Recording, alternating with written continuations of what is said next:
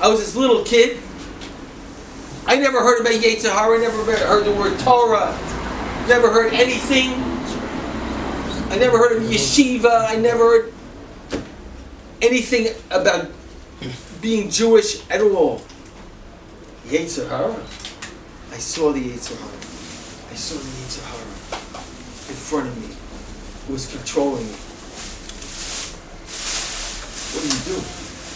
What do you do? I mean, you're a prisoner, and you're a little kid, and you have nowhere to go, and you have no one to ask. I mean, okay, I can ask my mother. What could she tell me? She's very sensitive. She's very spiritual. But forget answers. What are the questions? I don't know where to start. All I know is something's wrong. Something's wrong. I'm a prisoner. I can't get out. So I spent the next 30 years, the first 30 years of my life, trying to get out of prison. What do I do? And I tried every single derech, every single thing I could think of.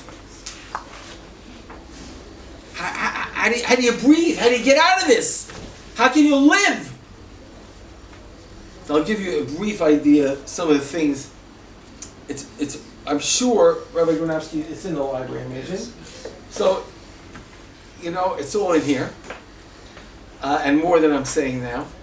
Because if I would say everything in here, this would be we'd be here a long time. But I'll give you a brief idea what kind of thing I thought of. I heard there's something called religion, whatever that is, religion. I'm a little kid, 7, 8 years old. Religion. So my mother sent me, maybe it deals with stuff like this, right? Maybe. So my mother sent me, I went to what in America they call Sunday school. I mean, by us, lahavdil, Torah is 24/7, right? 24/7, we're immersed in it. Okay, lahavdil, in that world, a few hours a week is something called religion. So what do we learn?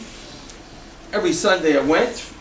One Sunday we learned about different religions, quote unquote, Catholicism, Protestantism, Buddhism, Hinduism, Zoroastrianism, Islam, Roman mythology, Greek mythology, Judaism, whatever that is. That was one Sunday. Did it help? How could it help? Of course it didn't help. It's like going to college, I'm not recommending it, and studying comparative religion. They do this, they do this, they do this. It's all a theory. Forget theories. I don't want a theory. Excuse me.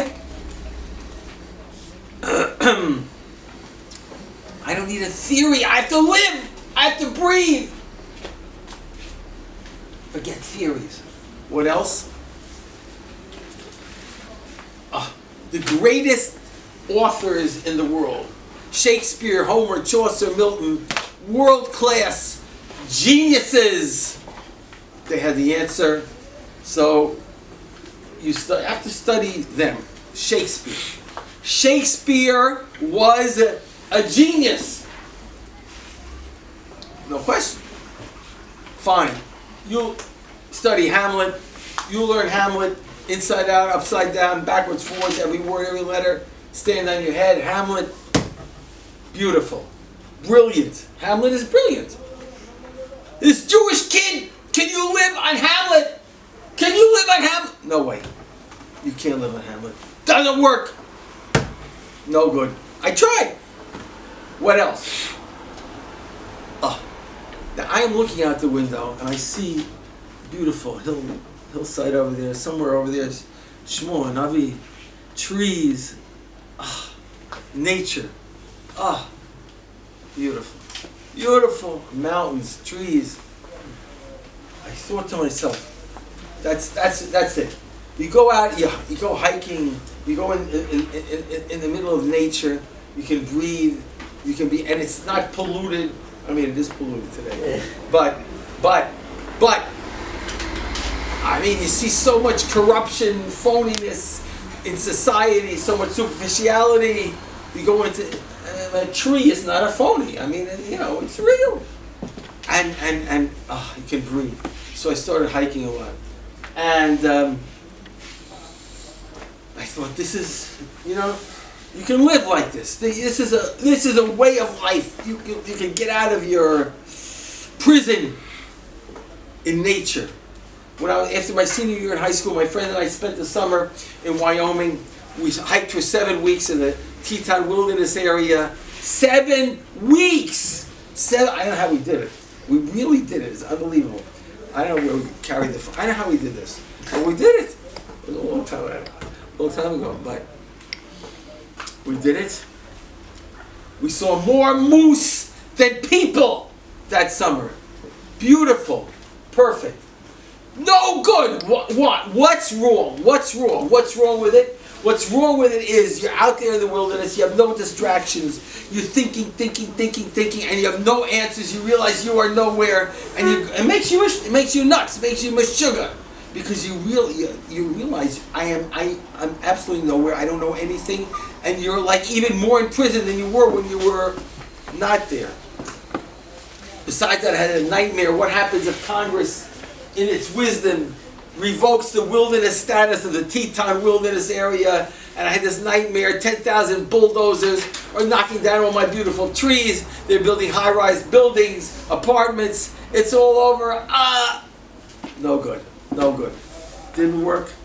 That wasn't any good. In high school, when I was in high school, it was a long time ago. It was the beginning of the civil rights movement, Dr. Martin Luther King. We used to demonstrate outside stores that were accused of discrimination. We thought we're fixing the world. I thought, this is it. This is like a reason for living. And okay, I'm not talking right or wrong. I'm not talking politics. All I'm saying is, same thing, this Jewish kid. He's trying to fill up the vacuum. No good, it doesn't work. At college, Vietnam War, we're in the peace movement. We're going to bring peace to the world. Again, not a political statement, but this Jewish kid, and the vacuum is not getting filled up. So I was a very shy kid in high school. Very shy. I mean, because I was not normal. I had all these crazy thoughts. Like other people didn't have these crazy thoughts, but I had these crazy thoughts, and these worries and these fears, and nobody else had it, So I thought, that's what I thought anyway, and I was very shy. I couldn't talk to girls, I mean, if she was ugly and unpopular, okay, I could talk to her, no big deal. But what do you need? Huh? You okay? Yeah, I'm fine. Okay. Yeah. Okay. Sorry. Yeah. And you need a drink of water? No, I was just gonna go use the restroom. I didn't want to interrupt the Huh? show. I was just gonna use the bathroom. I didn't want to interrupt the show. No. Okay. Feel Sorry. comfortable. It's mishpacha. And yeah. So So I couldn't talk to girls. And especially like if they were beautiful and popular. I mean, forget it. They're not going to want to talk to me because I am not normal. So what happened is, I'm about to embarrass somebody in this room. So at a certain point in high school, not you, don't worry. She's used to it. She's not used to it. Anyway, at a certain point in high school, this girl comes. I was a very sophisticated high school, private school called the Fieldston School, and this young lady comes to the Fieldston School, and what can I say? When she came to the Fieldston School, everything stopped. I mean, like all the guys, all they're thinking about how do I go out with Linda Valenci, and I mean, and it was just, you can't imagine. This is not exaggerating. This really happened. And so you should know, like, me, you know, Neuberger, I am never, like, I will never ever be able to say a word to Linda Valenci, because that is, you know, Miss Universe. I mean, no way. No way. You should know, I'm going to get, like, flogged for this afterwards. I can't help it. It's the truth! This is what really happened. So, you know, a few weeks ago we read, or months ago, we read Parshas Balak, right? Bilam, the non-Jewish prophet, had a donkey, and the donkey, Hashem made a miracle, and the donkey could speak. And when donkeys speak, what's a miracle? Nace is when Hashem alters the normal operation of nature for some purpose. If Bilam had been smarter, he would have listened to his donkey, but he wasn't smart enough. One day, I am at a track meet at the Fieldston School, and I happen to look to my right, and I'm sitting next to Linda Valenci. What am I gonna do? I choke up. What am I? I turn to stone. I have to say something. What can I do? I don't know. And then this really happened. A miracle happened. Hashem, that I didn't believe in at all, made a miracle. He had Rahmanas on me. I don't know how it happened. Whatever. I don't deserve anything, but it happened. It happened. Hashem. And the donkey's mouth opened, and it spoke, and it said words. Me, started talking to Linda Valenci, which couldn't happen, but it happened. And they were like normal